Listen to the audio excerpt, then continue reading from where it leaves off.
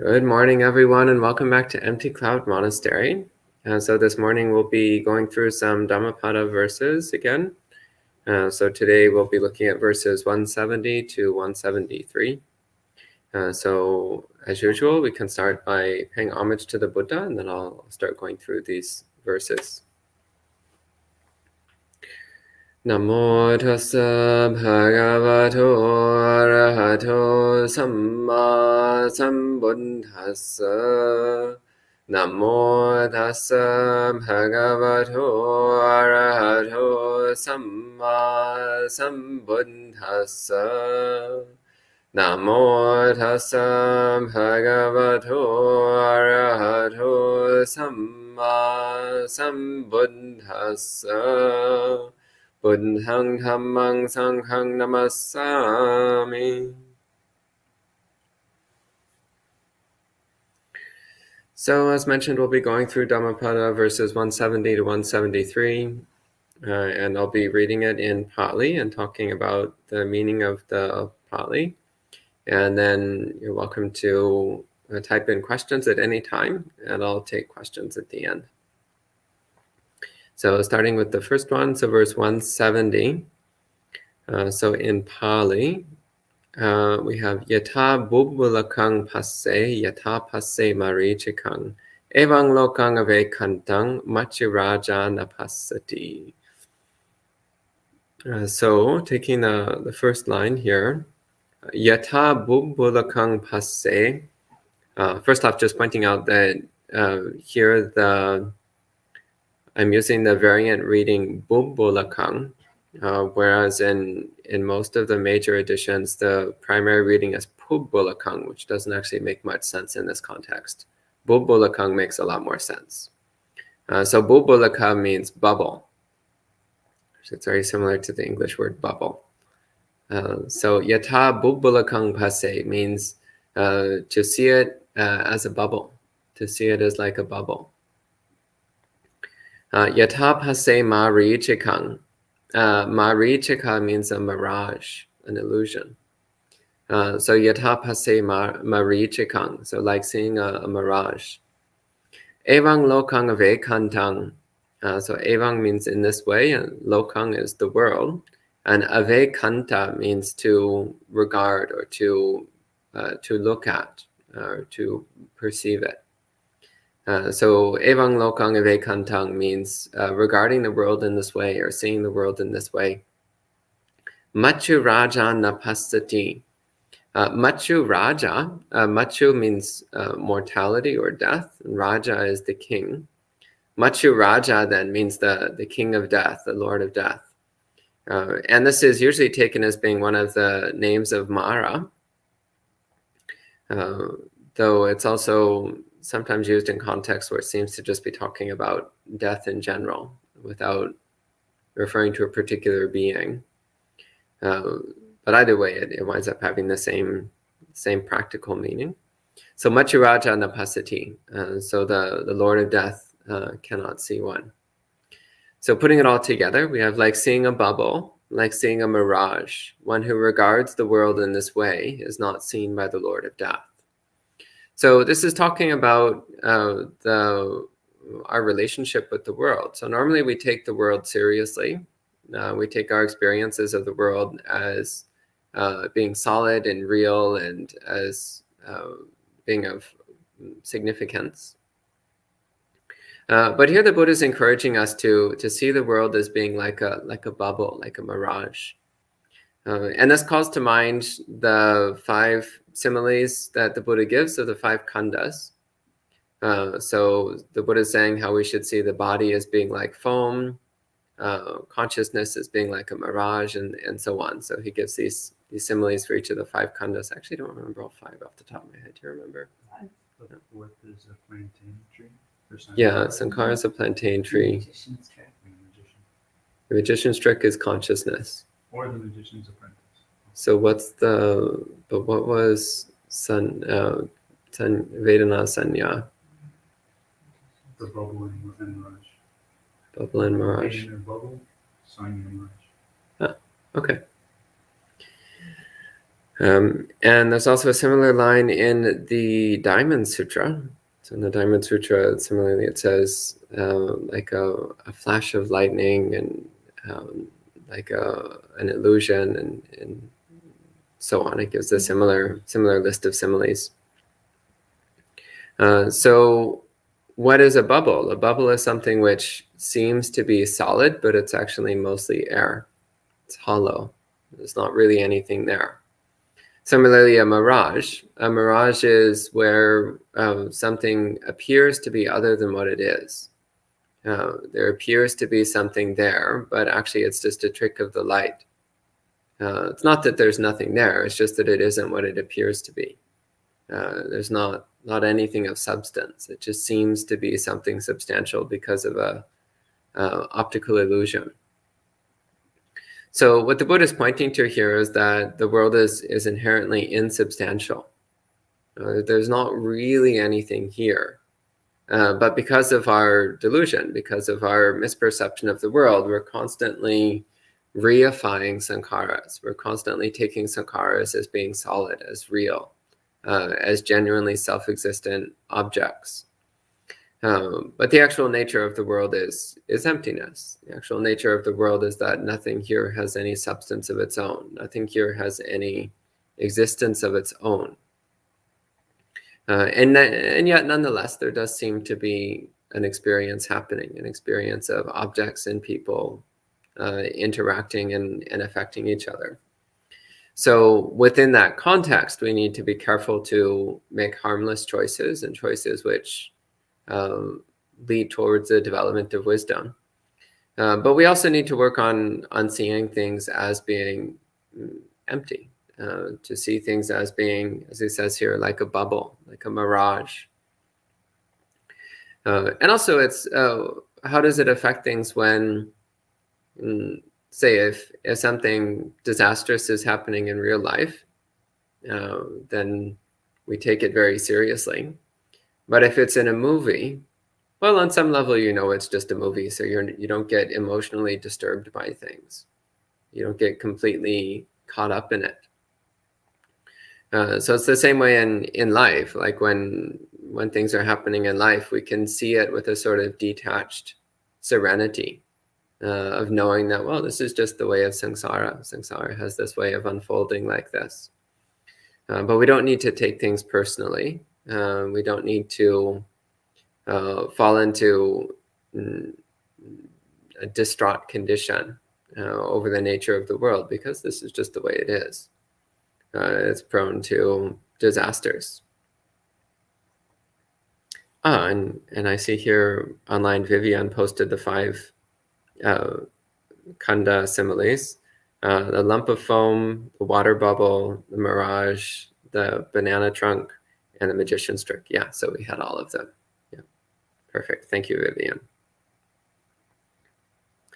Yeah, and it says, one who regards the world in this way is not seen by the Lord of Death. So first off, taking the Lord of Death in the sense of Mara. So this is pointing to the fact that when one is awakened, then Mara has no power over you. Mara has no influence over you. So you're not subject to delusion. You're not subject to defilement, whether coming from external source, so another being trying to deceive you or trick you or tempt you, it won't work. But also one won't be subject to internal defilement or confusion. So this also, here the Buddha is pointing to the fact that seeing the emptiness of the world is a direct path to awakening. And also taking Lord of Death here as being a metaphor for actual death, then this also calls to mind where in the suttas the Buddha talks about Buddhist practice as being the path to the deathless, the path to escaping the cycle of birth and death. And also to nibbana as being defined as that which is deathless, that which is beyond the realm of death, that which is not subject to death, that which is not born and does not die. Then the next verse, 171, So in Pali, we have Eta pasatimang lokang chittang rajaratupamang yattabala visidanti nati sango vijanatang. So Eta pasatimang lokang. So it says, come, look at this world. Chittang rajaratupamang. So the word chitta, usually it has the meaning of mind. This is the meaning that we most commonly see for this word in the suttas. But the word chitta is occasionally used as an adjective where it seems to mean splendid or magnificent or beautiful. And that may be the meaning here. So chittang rajaratupamang. So upama means a simile or a comparison. And Rata means chariot. So Raja Rata means the king's chariot or royal chariot. So one way of taking this is that Chitta Raja Rata is saying that as splendid as a royal chariot. But you could also just take the word Chitta as just meaning mind. And that would be giving a different meaning here. I haven't actually thought too deeply about how that would change this sentence. Chittang Rajaratupamang. Let's see, seeing the mind as being like a royal chariot. Seems a bit of a stretch. It's a way stretch. Yeah, I'd have to think. I could probably find a way to make it work. If it's the king's chariot, like the Lord's. Raja. Like how the mind drives the body around. Or how the mind could be like the Raja's vehicle. Like sometimes in the text it says like the bhikkhunis will say, like they're no longer death's vehicle. So they're no longer Mara's vehicle. I actually could see this in that come look at this world as being like how the king drives around his chariot. The mind is kind of driving around in this world. I could see that. It's not too much of a stretch. Anyway, it actually doesn't strongly affect the Buddha's point here, one way or the other. Because then the Buddha says, Yatta bala visidanti. So where fools, so bala is fools. Visidanti. So visidanti means to sink into something. So like sinking into the water, becoming immersed in the water. So yatta bala visidanti. So where fools become immersed, or where fools sink down. So this actually makes me think of like somebody drowning, like somebody who doesn't know how to swim and they get into the water and they sink down and they start drowning. So he says in the same way, like we look at this world and we think like, oh, it's so beautiful, it's so magnificent, just like a royal chariot.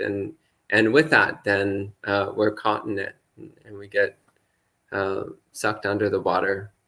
So we start drowning in the world. So we're drawn in by the allure of its apparent beauty and magnificence, and then we wind up drowning in the danger of it.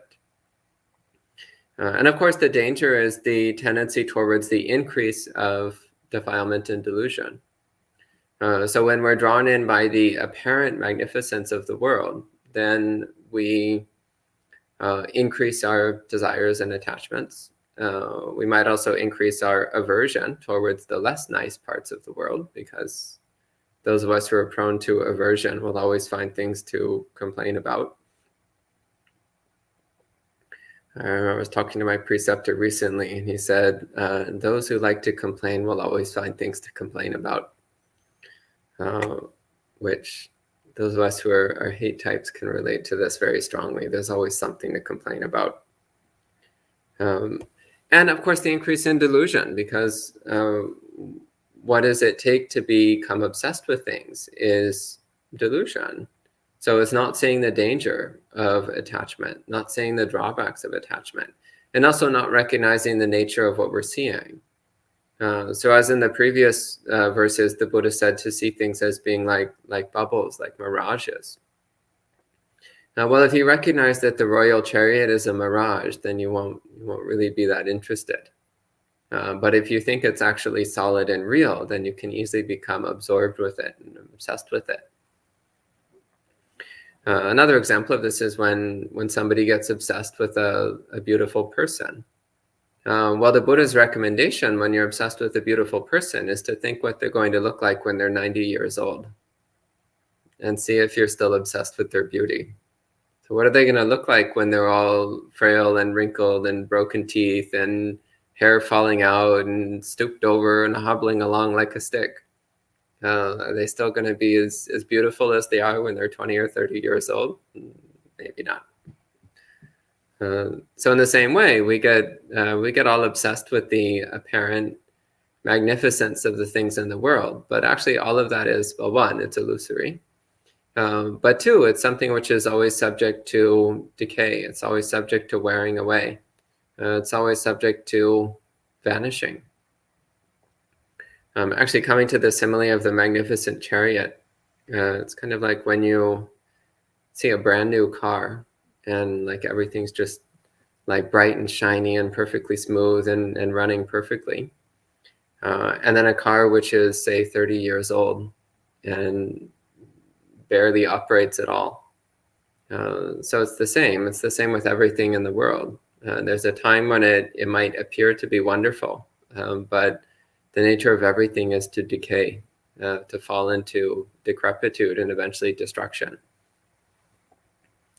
So when one is not paying attention to the drawbacks and disadvantages of the things of the world, then one just dives in and gets obsessed with it. And as a result, one drowns in it, one gets stuck in it. The Buddha, then the last phrase here, the Buddha says, Natti Sango Vijanatang. So natti means there is not. Sangha, so not to be confused with the word sangha. So sangha is the community, particularly the monastic community. But sangha, so no aspirate on the G, sangha means stickiness, adherence. And vijanatang means for those who are conscious. So this is related to the word vijnana, by the way. So this is a bit of an uncommon use of this word. So here it seems to have the meaning of somebody who is wise or who is mindful, rather than in just the ordinary sense of meaning of sensory consciousness. So he's saying for those who are conscious in the sense of those who are mindful and wise, there's no stickiness in the world. Like there's nothing in the world that sticks to you or that you stick to. And this is a simile which the Buddha uses in many places in the suttas, the simile of stickiness. So he talks about the things of the world as having an inherent stickiness to them. Like if you touch it, you get stuck to it, or it sticks to you. Kind of like when you pick up a honey jar that hasn't been kept carefully clean. Like the outside of the honey jar is sticky, and then when you take your hand away, there's still honey stuck to your hand. In the same way, when we take up the things of the world, we tend to get stuck to them, and then you come away and it's still stuck to you. And in many places in the suttas, the Buddha talks about the mind of an awakened being as a mind where nothing can stick. So things flow through the mind, but they can't stick. There's no surface that they can stick to. There's nothing solid there that anything can stick to. So a mind which is not adhesive, which is not subject to adhesion. Then verse 172 and 173, these go together. They're both using a similar simile. So the first one, Yocha pube pamajjitva pachaso na pamajjati, somang lokang pabaseti, abba mutto vachandima. So Yocha pube pamajjitva, so pube means in the past or previously. And pamajjitva means having been negligent. So this is from the word pamada. So pamada has the meaning of negligence or carelessness, heedlessness. And in the Buddhist sense, this particularly means negligent in terms of wholesome phenomena. So as in one is not being careful to keep the mind free of unwholesome states, and one is not being careful to cultivate wholesome states. It also has the sense of meaning carelessness in terms of one's conduct. So as we're making choices in the world, so we're making actions and we're making statements as we go through the world, then we should constantly be very careful about what choices we make. Are we making decisions which are blameless, which are pure, which bring benefit to ourselves and others? And if we're negligent, if we're heedless, if we're reckless, then we might start making choices which are harmful to ourselves or others or both. So we need to be very careful, attentive at all times to the choices that we make. So yochapobe pamajitva means so one who previously was negligent. Pacha so napamajati. So pacha means afterwards. But then afterwards, they're not pamajati. They're not acting in a heedless way. So now they're acting with heedfulness, with attentiveness, with caution. So again, this means cautious in the sense of being careful not to do anything unwholesome, not to do anything harmful to oneself or others. The Buddha says, so mang lokang pabaseti. So imang lokang pabaseti. So one illuminates this world, one lights up this world. Abba mutto vachandima. So abba means cloud. Mutto, released from or freed from. And chandima, the moon. So it's just like the moon coming out from a cloud. So just as on a dark night when the moon is behind a cloud and the moon comes out of the cloud and it lights up the world. So it's in the same way, one who previously was negligent, but now is no longer negligent. They illuminate the world like the moon coming out from a cloud. And the next verse, 173. So again, simile, the Buddha says, Yasa papang katang kamang kusalena pidiyati, so mang lokang pabaseti abha mutto vachandima. So yasa papang katang kamang. So one who had done evil deeds, it says kusalena pidiyati, but has replaced it with wholesomeness, with wholesome things. So previously one had done some evil things or harmful things, but now one has replaced that with wholesome choices and wholesome actions. And he gives the same simile. So such a person illuminates the world like the moon freed from a cloud. So not a particularly deep message here, but just a neat simile to illuminate the Buddha's point. So that's the end of these verses for today. So just a few short Dhammapada verses. So we can respect the sutras with 3 sadhus. Sadhu, sadhu, sadhu. And I'll take any questions that you might have. So hello to Kumu, Richard, Jayanta, Bhumika, Gita, Douglas, John, Jeff, Borin, Vivian, Alex, Gyana, Songtong, Niranjan, Dan, and Ronald. Welcome to all of you. Good to see all you joining in. And let's see if there's any questions here. So Dan says, Loka here is the 5 khandas. Where did we talk about Loka? I mean, generally speaking, yes, you can talk about Loka as being the 5 khandas, because the 5 khandas is how we experience the world. That's our experience of the world is in terms of the 5 khandas. Similarly, you can say the world is the six sense domains, because also that's our experience of the world. So, I mean, yeah, you can talk in that way if you like. Yeah. It's the only question I'm seeing from online. Any questions from the residents here? Questions or comments? Okay. Comment on the, you said the last one's not deep. I would say, yeah, I can get that. However, how incredibly encouraging that you can have been doing evil deeds and you can rectify that to the point of enlightenment.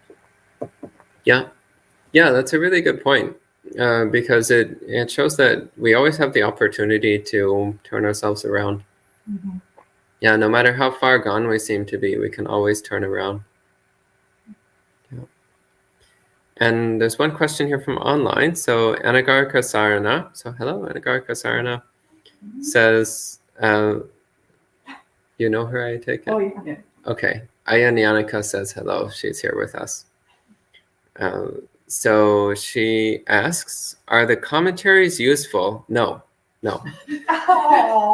She says, are the commentaries useful to avoid misconceptions of meanings of Pali words and meaning? No, they'll just give you even worse misconceptions. Yeah, I recommend completely avoiding the commentaries. They will just generate more confusion. They will not reduce your confusion. If you have words which you're not sure of the meaning of, actually the best way to do that is to take that word, and well, one, you need to learn Pali, of course, but take that word and then search for it in any of the available Pali Canon search engines online, and just see all the different contexts that word is used in, and start to see how the word is actually used in the suttas. So an example of this is the word viraga, which I had always thought had this double meaning where it can mean either dispassion or fading. And I always felt there's something a little bit wrong about the translation fading. So I started going through the sutras and looking for every use of the word viraga. And I realized that it can pretty much always just mean dispassion. And that it's actually quite a stretch to translate it as meaning fading. You can pretty much always just translate viraga as dispassion, which is the literal meaning of the word. So that's my recommendation. When you come across words which seem a little bit odd, or you're not really sure about the way something is translated, then just start going through all the contexts that word is used in and see if that gives you a better sense of its meaning. It's used 142 times in the Samyutta Nikaya alone. Viraga. Yeah. So I remember going through and like everywhere I looked, I was like, oh, it just means dispassion. It just means dispassion. It just means dispassion. Like it never actually seems to mean fading or losing color or anything like that. So I just take it as just meaning dispassion, and that really cleared up a number of things which otherwise had seemed odd to me. And Anagarika Sarna says hi, by the way. And Anna, she also says, I know some sustain it is impossible to understand and translate suttas without commentaries. What are your thoughts on that? My thoughts on that are that it is completely entirely possible to translate the suttas without the commentaries, because that's all I've ever done. I've always translated without the commentaries. And the suttas are actually mostly crystal clear. The vast majority of the suttas are crystal clear. It's really easy to get what they're saying just from the words in the suttas. And there's a tiny handful where it's a little bit obscure, but usually by referencing other suttas, they become clear. So I actually don't agree. I don't think the commentaries are useful at all. Yeah, and on the contrary, I find that usually when somebody relies on the commentaries, then they come up with weird misinterpretations of the Dhamma. And even more so when you start getting into the Vinaya. When you get into the Vinaya, the commentary just had a field day with like bizarre far out speculation that has nothing to do with the text. See, I'm not a fan of the commentaries. I've never seen them bring benefit. I've only seen them bring confusion and distortion. Sometimes they have cute stories though, but the stories are also often pretty far out and improbable. Fun fact, by the way, the majority of the Jataka tales are entirely commentarial. Mhm. Only a handful of the Jataka stories are actually from the suttas. Almost all of them are written hundreds of years later, which also explains why a lot of the commentary, a lot of the Jataka tales are pretty far-fetched and strange.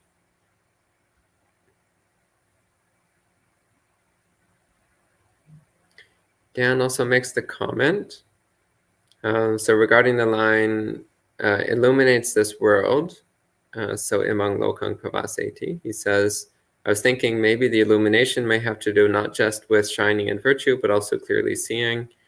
Yeah, I mean, definitely.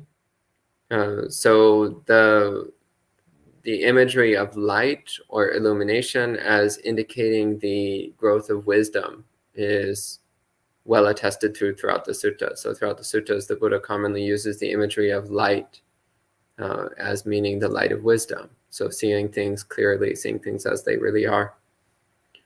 So yeah, definitely, I would agree with that.